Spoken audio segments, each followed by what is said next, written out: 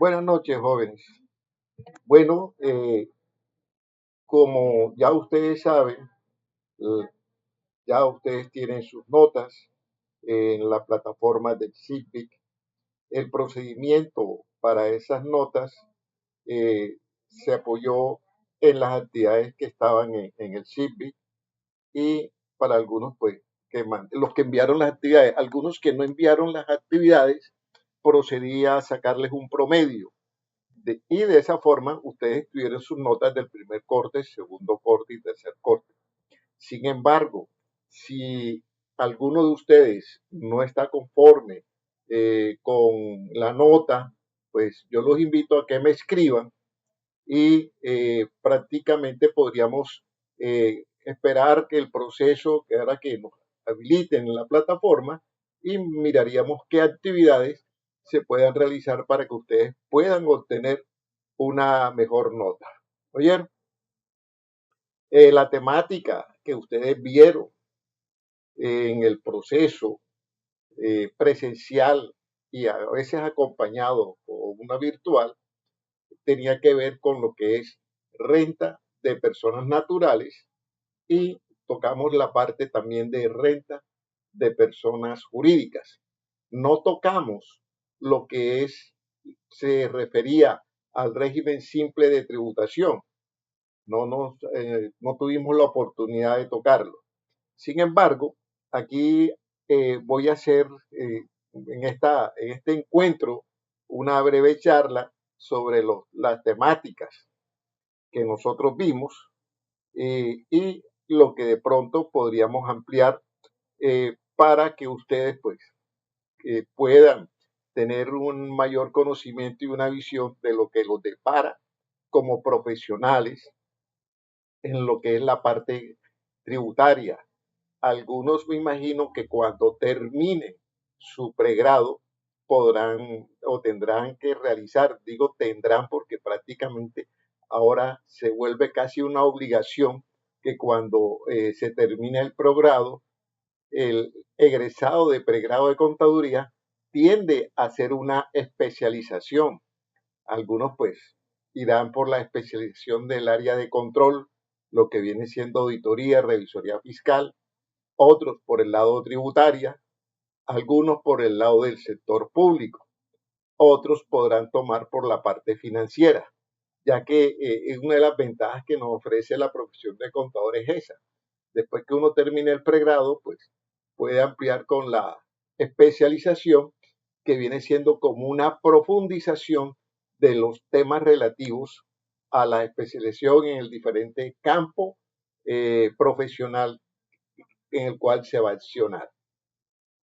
Una de las cosas que debemos tener en cuenta nosotros cuando vamos a hacer la especialización es que eh, analicemos primero cuáles son las ventajas, las desventajas que nos va a realizar la especialización y cómo voy a utilizar esos nuevos conocimientos en mi formación profesional y en mi generación de ingresos.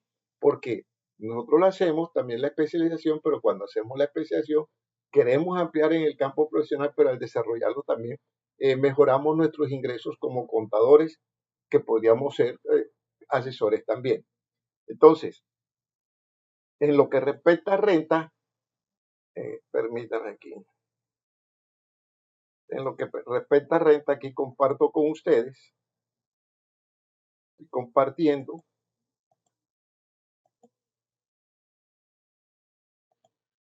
le comparto a ustedes pues lo que se miró en lo que es,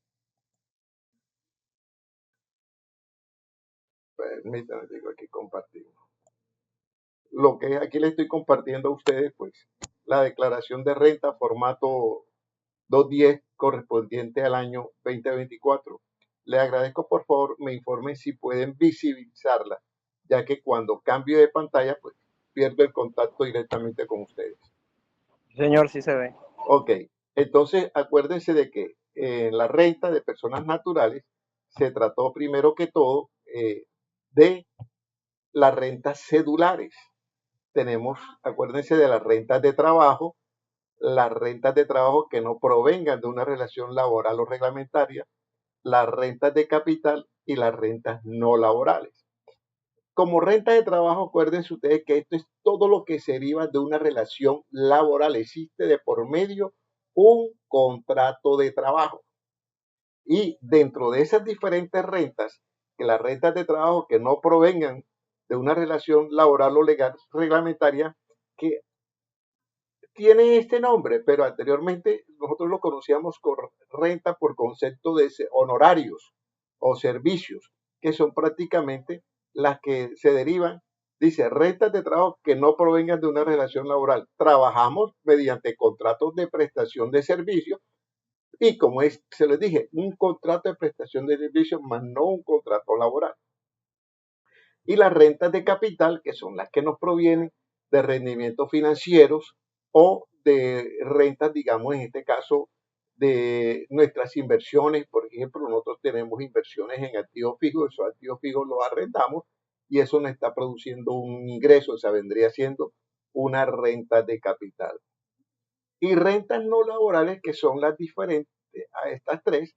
Dentro de estas rentas no laborales entra la parte comercial. Digamos, por ejemplo, la persona ni es empleado, no tiene un contrato de trabajo, no tiene un contrato de prestación de servicio, no tiene rentas de capital, pero se dedica a una actividad comercial como persona independiente.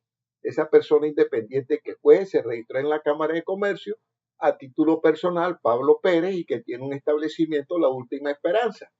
Y Pablo Pérez, en ese establecimiento denominado La Última Esperanza, se dedica, digamos, a la venta de textiles, tiene un restaurante, tiene una licorería.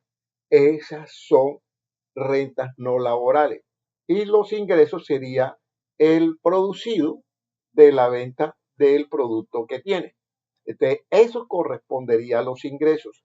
Pero cada una de estas rentas tiene derecho, por ejemplo, en el caso de las rentas no laborales, si ustedes podrán observar aquí el renglón 30, el renglón 32 y el renglón, hay un renglón seguido del 32 que dice devoluciones, rebajas y descuentos.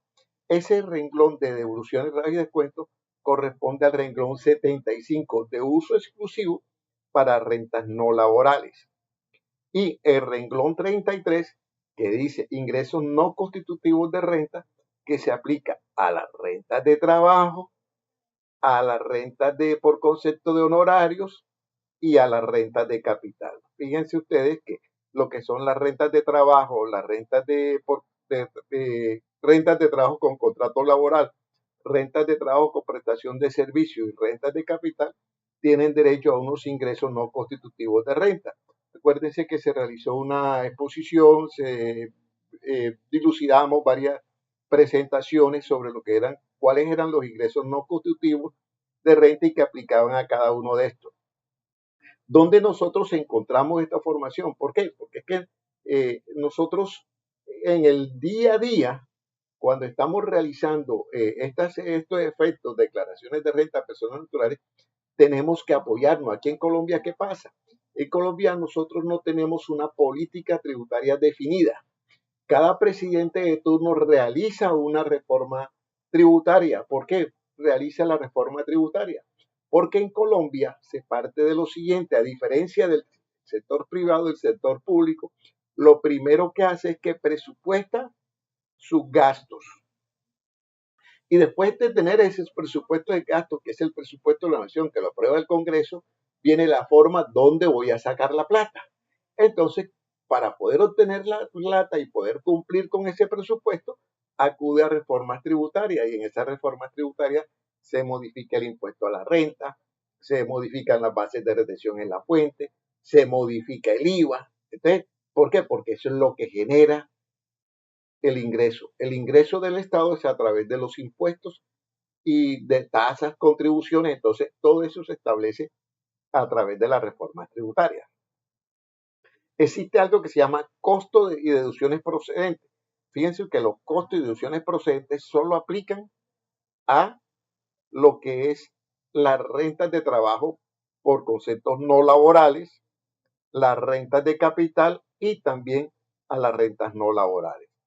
Entonces, partiendo de eso, que los ingresos, en esta parte del ingreso nos viene dando nosotros que después de esto hay algo que se conoce como rentas exentas. Acuérdense, yo les presenté a ustedes, les entregué un material donde estamos explicando cuáles eran todas esas rentas exentas y asimismo las deducciones. ¿Por qué? Porque es que dentro de los impuestos nosotros tenemos, así como tenemos el ingreso, nosotros tenemos derecho a tener costos, a tener renta exenta y a tener deducciones para poder de esa forma obtener la base del ingreso que está sujeto a lo que vendría siendo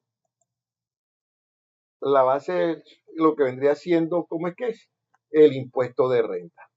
Acuérdense, estimados compañeros, colegas, futuros contadores, de que el impuesto, en el impuesto tenemos que es, después de los ingresos, tenemos también hay que tener el patrimonio, que esa es la primera parte que nosotros tenemos aquí, que el patrimonio, que a diferencia del concepto, acuérdense que nosotros tenemos el concepto de patrimonio como el resultado del activo menos el pasivo y tomamos como activo todas las propiedades que se tiene el ente económico. En este caso, el patrimonio para las personas naturales viene siendo todos sus activos que tiene y las deudas vienen siendo el pasivo. Entonces, de ese patrimonio y esas deudas sale el patrimonio líquido. Es importante tener en cuenta que deben tener ustedes de que hay que analizar esta parte de lo que es el patrimonio líquido. ¿Por qué? Porque el patrimonio líquido nos está representando realmente cuáles son los bienes que tienen las empresas, la persona. Y el sistema financiero mira mucho esta parte en los estudios y los análisis de crédito para las personas naturales. Quiere ver primero cuál es el patrimonio líquido y de acuerdo a sus ingresos, sus deducciones, quiere determinar realmente cuál es su capacidad de pago. O sea, llamémoslo de esta punta, regresemos contablemente y lo miramos y podríamos decir que hay que analizar realmente cuál es el nivel de endeudamiento que tiene esa persona y cuánto le queda. Quiere decir de que de una persona que recibe 1.000 pesos y se gasta 800, solamente le quedan 200. Ese vendría siendo su renta líquida. Y eso tiene mucho que ver el Estado. Eso es lo que se requiere en la elaboración de la declaración de renta. Y ustedes consiguen todos los conceptos porque, como se los dije, hay una reforma tributaria cada año y es probable que nos modifique alguna de las bases que se tienen, porque todos los impuestos se liquidan sobre unas bases que, que están establecidas en algo que se conoce como VT, unidad de valor tributario. Esa unidad de valor tributario es la que nos permite tener en cuenta cuáles son los valores que se van a aplicar para la obtención de los impuestos. Adicionalmente de estas rentas cedulares, nos vamos a encontrar con otras rentas que vienen siendo, aquí en el formulario se las presento, que vienen siendo las cédulas por pensiones. ¿Quiénes aplican las cédulas por pensiones? Los pensionados. Y también tenemos otra que es la cédula por dividendos y o participaciones. Fíjense ustedes, cédula de dividendos y o participaciones y rentas de capital son dos cosas diferentes. ¿Por qué? Porque las rentas de capital, cuando nosotros invertimos para obtener un rendimiento, pero si nosotros invertimos no para tener un rendimiento, sino que queremos ser parte o tenemos parte de ese activo o de esa empresa, y esa empresa nos va a pagar a nosotros unos dividendos. Más que todo se aplica para las grandes empresas, por ejemplo, Ecopetrol emite acciones y usted quiere estar en la lista de accionistas de Ecopetrol, usted compra acciones de Ecopetrol porque usted las tiene para decir yo soy accionista de Ecopetrol y por ser accionista de Ecopetrol le van a dar a ustedes unos dividendos. Entonces aquí entraría la cédula de dividendos, que es modificada constantemente. Hay otra que es la de ganancias ocasionales. ¿Cuándo hay una ganancia ocasional? Cuando usted vende un activo. Usted compra el activo, usted compró un vehículo, lo compró en 120 millones de pesos. Ese vehículo que usted compró en 120 millones de pesos, y si es persona natural, no puede aplicarle depreciación porque las personas naturales no deprecian. Ese lujo se la dan las sociedades, pero las personas naturales, a pesar que no deprecian, se rigen por una tabla de valores, en el caso de los vehículos, que entrega, por ejemplo, cuando usted va a pagar impuestos. Cuando usted paga impuestos por su vehículo, le hace un avalúo.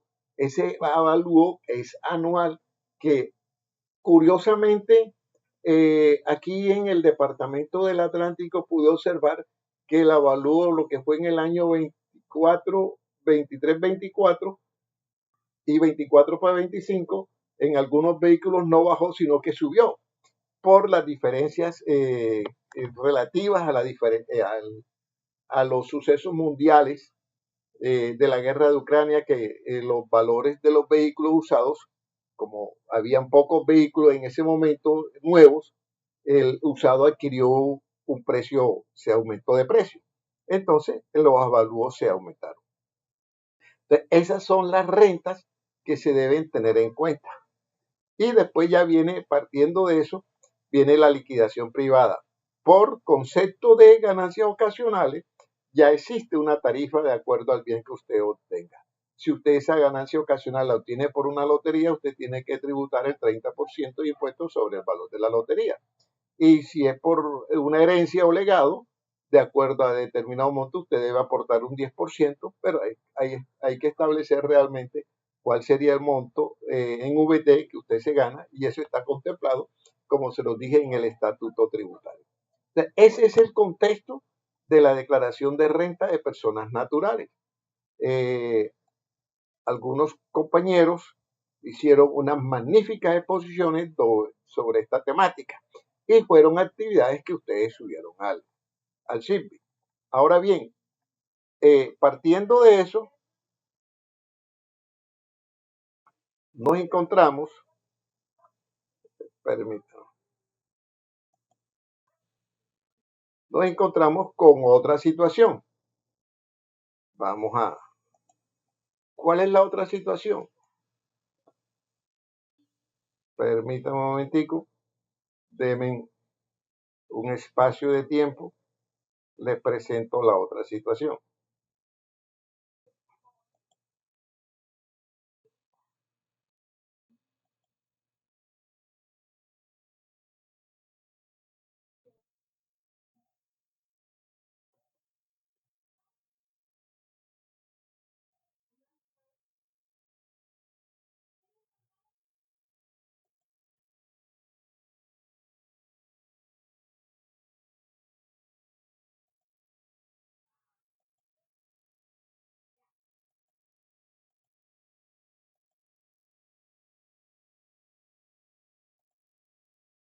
Aquí tenemos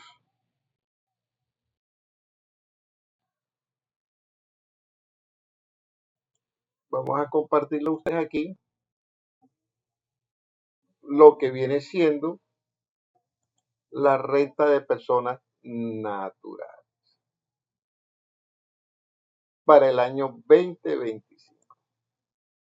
Acuérdense, jóvenes, que existen unos topes, esos topes los estuvimos viendo. Vamos a cambiar aquí, presentar aquí, vamos a ver para que para poderles presentar a ustedes, que tengo varios archivos abiertos y aquí.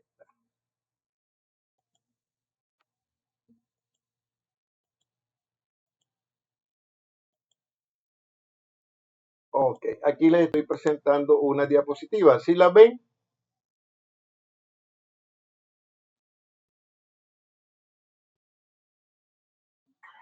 Sí, profe, sí se Ok, ven. Sí se ven. bueno,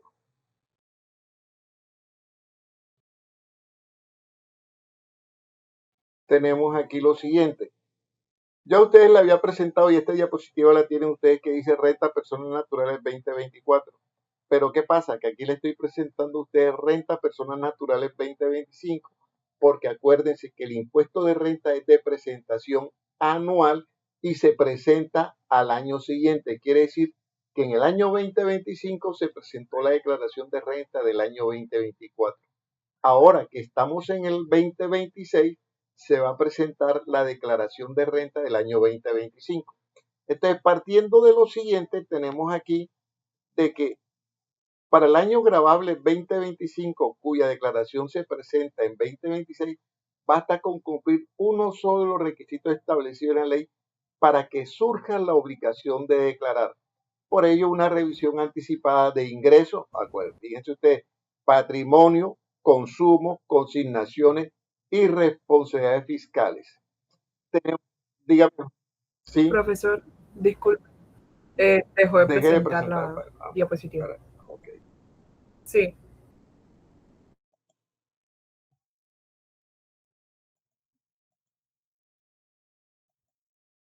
Ahora,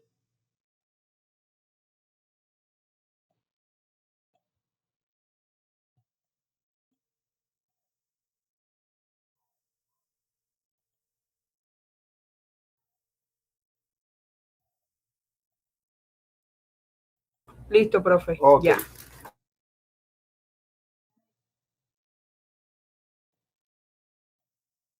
Entonces tenemos en cuenta que para el año grabable 2025, cuya declaración se presenta en el 2026, basta con cumplir uno solo de los requisitos establecidos. Entonces, miramos quiénes son asalariados. Entonces, nos dice que se consideran asalariados las personas naturales cuyos ingresos brutos provengan en un porcentaje igual o superior al 80% de pagos originados en una relación laboral o legal reglamentaria. Fíjense ustedes de que esa es la situación. Ahora, aquí está. Están obligados a presentar declaración de renta por el año gravable 2025 si se incumplen cualquiera de las siguientes condiciones. Dice, no ser responsable del impuesto sobre las ventas, tener un patrimonio bruto al 31 de diciembre del 2025 que no exceda de 4.500 VT, equivalente a aproximadamente 224.095.500. Entonces, fíjense ustedes que ese es el patrimonio. Si su patrimonio excede a ese valor, usted le toca declarar por patrimonio. Ingresos brutos durante el año 2025 inferiores a 1.400 VT. Quiere decir que si sus ingresos exceden a 1.400 VT, a usted le tocaría presentar su declaración de renta por ingresos. Consumo mediante tarjeta de crédito que no excedan de 1.400. Quiere decir que si sus consumos exceden a 1.400, a usted le toca presentar declaración de renta. Compras y consumos que superaron 1.400 VT, a usted le tocaría presentar. Ahora dice, valor total acumulado. Ojo, valor total acumulado de consignaciones bancarias, depósitos o inversiones financieras que exceden a 1.400 VT, a usted le toca. Por cualquiera de esos conceptos, por uno solo que usted caiga, le toca presentar su declaración de renta.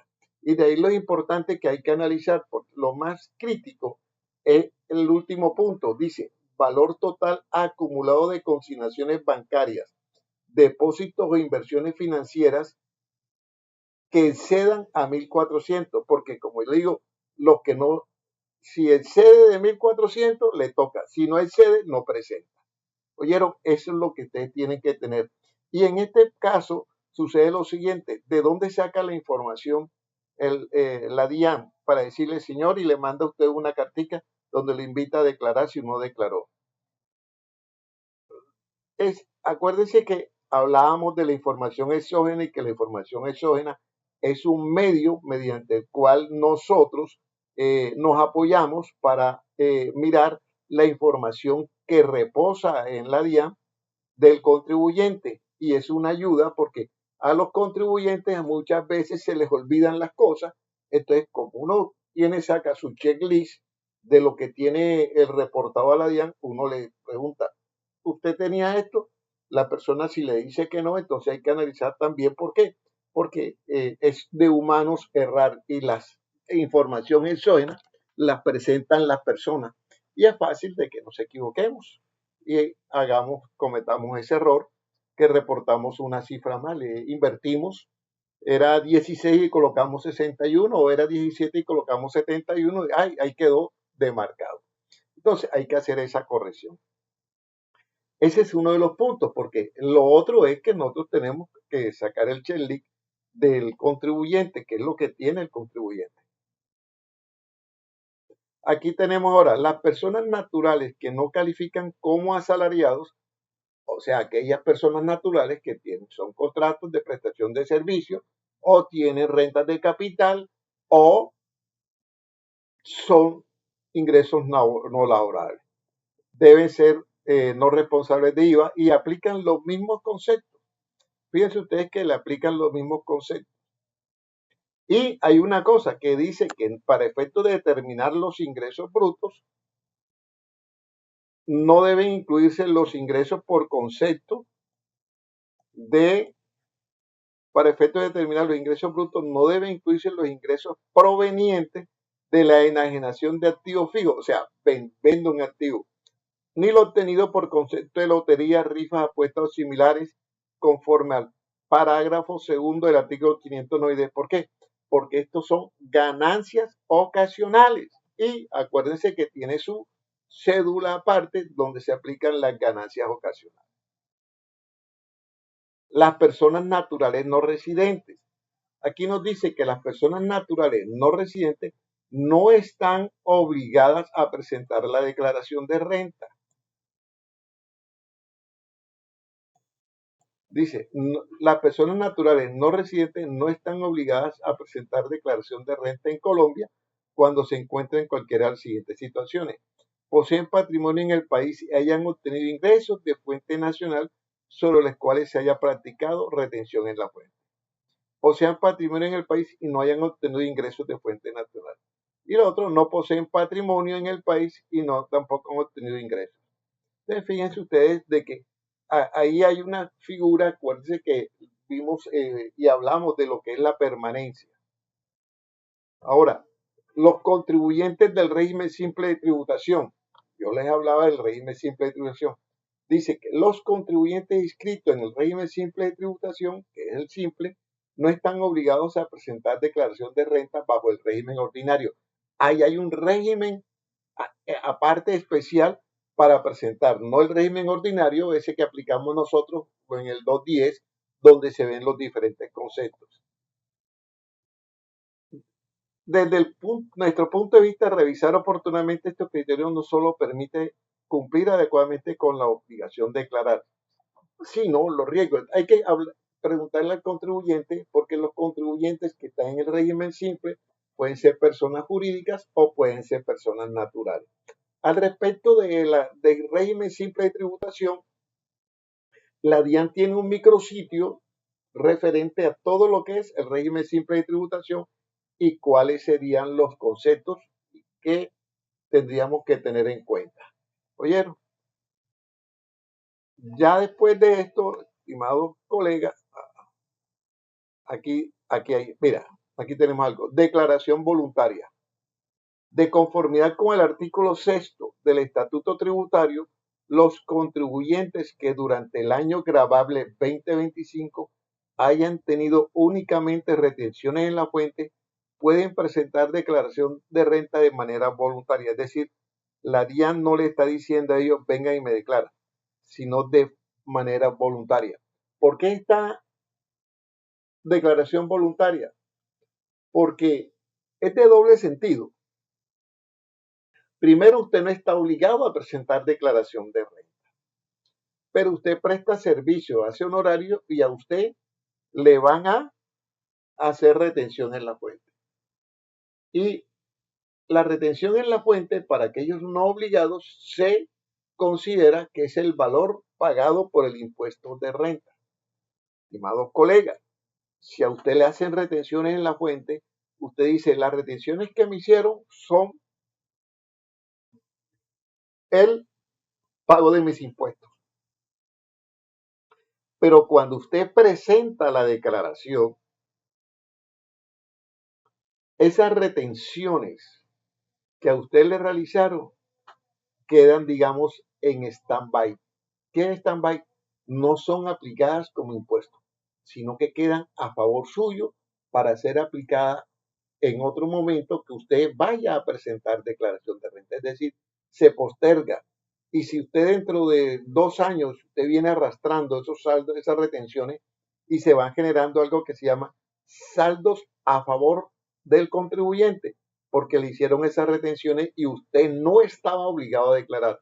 Sin embargo, si usted más adelante le toca declarar y por circunstancias le toca pagar impuestos, usted puede aplicar esas retenciones en la fuente. Por eso hay que tener en cuenta ese concepto. Si ustedes como profesionales les hacen retenciones en la fuente, acójanse a la declaración voluntaria, presenten su declaración y de esa forma esas retenciones que a ustedes les hicieron van a quedar como saldos a favor para ser aplicados en un futuro cuando les toque declarar y sobrepasen esos límites. Porque cuando ustedes comiencen a generar ingresos, ellos, con los ingresos que ustedes van a generar, les va a tocar pagar bastante en impuestos. Ustedes, una persona, ustedes mejor dicho, pues se van a llenar de recursos y van a tener que contribuir al Estado. A ustedes les toca pagar recursos porque van a sobrepasar los límites. Ustedes, estimados colegas, ya saben, vayan poniéndose las pilas desde ahora. Esto sí se lo presento ya a ustedes. Un checklist de lo que debemos tener en cuenta, el patrimonio, los ingresos, las deducciones y los otros ítems. Eso se lo presento a ustedes y eso quedó en la plataforma del CIPI, quedó en la plataforma del CIPI esta presentación relativa a los datos del año 2024. Entonces, es importante, yo les decía a ustedes que es importante porque esto hace un checklist para preguntarle a nuestro futuro cliente si él tiene estas cosas y esto lo confrontamos con la información exógena. ¿Oyeron? Y lo mismo que los ingresos, los certificados que hay que pedirle, las deducciones que hay que pedirle, pues, certificado de pago de salud, medicina prepagada, pago de interés de adquisición de venta, relación de costos y gastos del año, relación de pago de impuestos, certificado de donaciones y las últimas declaraciones de renta de los 2 últimos años para determinar el aspecto y los certificados de retenciones en la fuente. ¿Oyeron? Ya así después vimos lo que era la residencia para efectos tributarios, ya eso lo tienen ustedes ahí en el SHIPI, el artículo 10 que habla sobre residencia para efectos tributarios y se consideran puntos de lo que estábamos hablando para aquellos. Importante, dice, se consideran residentes en Colombia para efectos tributarios las personas naturales que cumplan con cualquiera de las siguientes condiciones. Dice, uno, permanecer continuo o discontinuamente en el país por más de 183 días. Calendario, incluyendo días de entrada y salida del país durante un periodo cualquiera de 365 días calendarios consecutivos. Dos, encontrarse por su relación con el servicio del Estado colombiano. Tres, ser nacionales y que durante el respectivo año o periodo grabable. Aquí hay que tener en cuenta, su cónyuge o compañero permanente no separado legalmente o los hijos dependientes menores de edad teniendo en cuenta la residencia fiscal o en el país. Y ya que tocamos el punto de los cónyuges, desde el punto de vista civil, los bienes, en el caso del matrimonio es una sociedad en el cual los bienes tanto de la esposa o la esposa hacen parte de esa sociedad conyugal y van por partes iguales, 50-50. Por lo tanto, cada uno de los cónyuges debe declarar por separado. ¿Oyeron? Si usted tiene una vivienda de 1.000 millones de pesos en su declaración, su patrimonio, usted la debe reportar por el 50%, o sea, 500 millones, y los otros 500 millones les toca declararlo a su esposa o esposo. ¿Oyeron? El caso del Audi, tienen que determinar el valor del Audi que ustedes tengan, 50-50. Todo es una sociedad conyugal. Es como las sociedades. El matrimonio es una sociedad donde ambos aportan, y eso aplica tanto en la sociedad como una sociedad limitada, donde los socios van por partes iguales. ¿Oyeron? El artículo 261 que les habla lo que es el patrimonio bruto. El artículo 263 que le habla de lo que es la posesión y que nos dice, se entiende por posesión el aprovechamiento económico potencial o real de cualquier bien en beneficio del contribuyente. Oye, el artículo 267 que nos habla sobre la regla general para la valoración patrimonial de los activos. Todo esto, como se los dije inicialmente, vamos a declarar nuestra declaración de renta y tenemos que apoyarnos con el estatuto tributario, ver cuál es la última actualización, la incidencia de la última reforma. ¿Bien? Hasta ahí, esas fueron las temáticas iniciales. Nosotros estuvimos viendo esa parte. Dejamos de compartir. Entonces, jóvenes, esa fue una de las cosas que vimos. Ahí les presento la actualización y todo está, el éxito es de que nosotros aquí estamos adquiriendo unos conocimientos básicos y esos conocimientos básicos a medida que, vamos a hablar más tiempo, ya nos van a cortar ya, pero bueno, a medida que pasa el tiempo, nos vamos profesionalizando y vamos a obtener mayor información. ¿Alguna pregunta, jóvenes?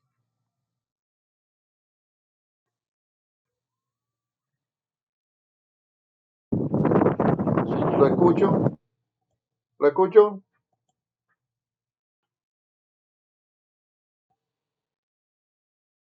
Okay. No, profe, ninguna pregunta. Ok, hay un material, dígame. Profesor, tengo una duda con relación a lo de que es renta para persona jurídica. ¿Eso también Sí, se hará una para renta de retroalimentación? personas jurídicas, sí, también les voy a dar una reducción, les voy a sacar un material para que ustedes lo conserven como guía. Y al grupo de WhatsApp les voy a mandar un documento, que es un extracto de la plataforma de la DIAN que habla sobre el régimen simple de tributación. ¿Oyeron? Y un pequeño, esa reducción la vamos a hacer en pequeños videos sobre esos aspectos. Ya. Ok, profesor. Bueno. Se lo agradezco. Permítame un momentico aquí.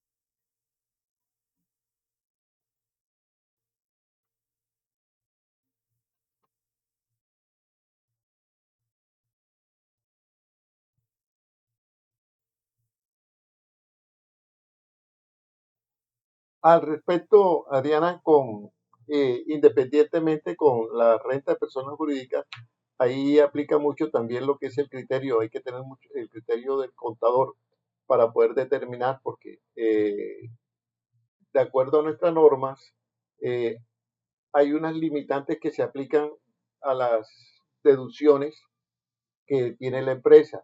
A los costos, en los costos se aplica el concepto universal de costos. Acuérdese de que costo, nosotros tenemos como costo el valor de un producto y las empresas venden un producto. El costo está asignado por el valor. Quiere decir que si yo tengo un producto, yo lo estoy vendiendo en 100.000 pesos, pero ese producto me costó 30.000 pesos, esos 30.000 pesos se me convierten en un costo. Y ahí vamos aplicando la estructura de lo que es el estado de resultados, porque hay que diferenciar cuando nosotros cogemos la empresa, la renta, partimos la información de los estados financieros de la empresa. Oye, nosotros partimos de los estados financieros de la empresa, extractando el estado de resultados. Y acuérdense que cuando hacemos el estado de resultados sacamos algo que se conoce la producción de impuestos, que es del 35%. Pero en la realidad las empresas no pagan ese 35%. Eso es lo que vamos a ver en nuestro próximo encuentro. ¿Oíste? Ok, profesor, muchas gracias.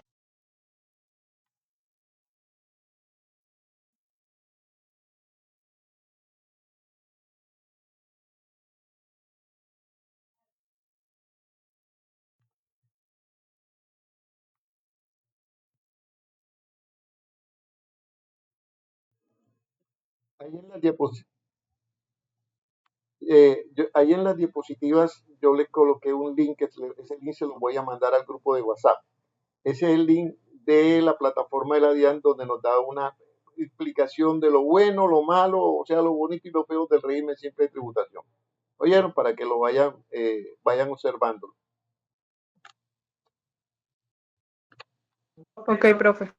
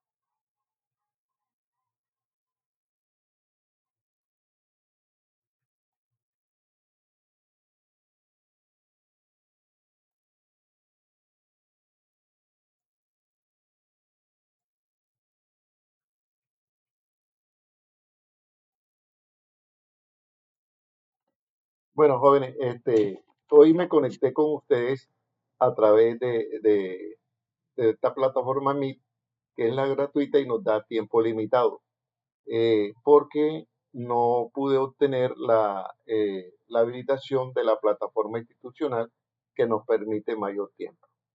Entonces, eh, aquí traté de hacer una grabación, apenas la descargue, la mando en el grupo de WhatsApp para que le sirva de retroalimentación. Le mando el material de la temática de hoy, le mando el link para que ustedes pues lo puedan observar y como les repito, revisen sus notas si están de acuerdo o no están de acuerdo y hacen la respectiva retroalimentación. ¿Oyeron? Ok, profesor, muchas Bueno, gracias por jóvenes, toda esa información que nos eh, brinda. muchas gracias a Listo. ustedes por haberse, entraron pues 18, pero me siento satisfecho con el contacto de ustedes. Bueno, jóvenes, muchas gracias por todo. ¿Oyeron? Ya saben, les mando eso al grupo de WhatsApp. Gracias. Ok. Buenas Gracias a noches. usted, profe. Bueno, Buenas Bueno, noches. profe, muchas gracias. bueno. Buenas noches. Buenas noches, profe.